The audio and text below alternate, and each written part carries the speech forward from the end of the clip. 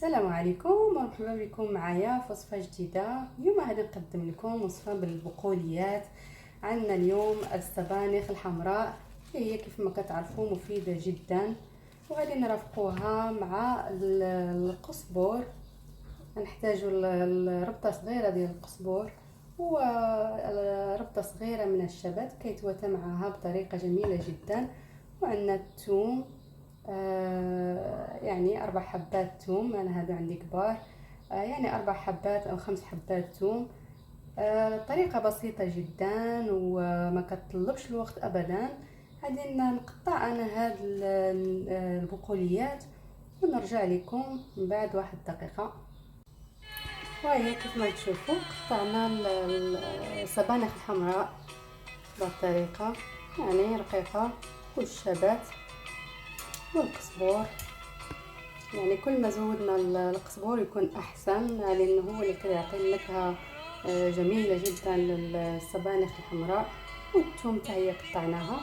في هذه المرحله كنضيفوا غير الماء ونخليوها تطبخ لمده 30 دقيقه على نار هادئه. والا كنتم مستعجلين ممكن ديروها في طنجره الضغط لمده 10 دقائق. ومن بعد غادي ندوزو الى المرحله الجايه ان شاء الله.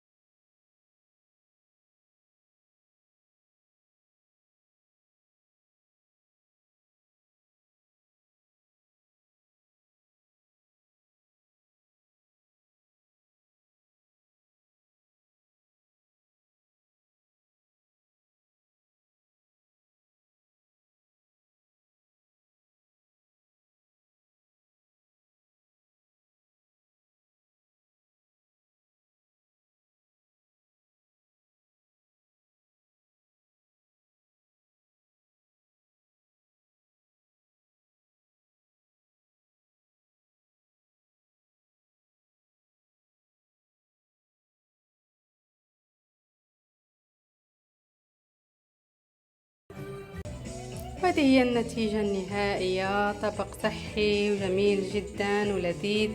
ان شاء الله نتمنى انكم تجربوها في ديوركم وتردوا عليا الخبر، وبالصحة والراحة.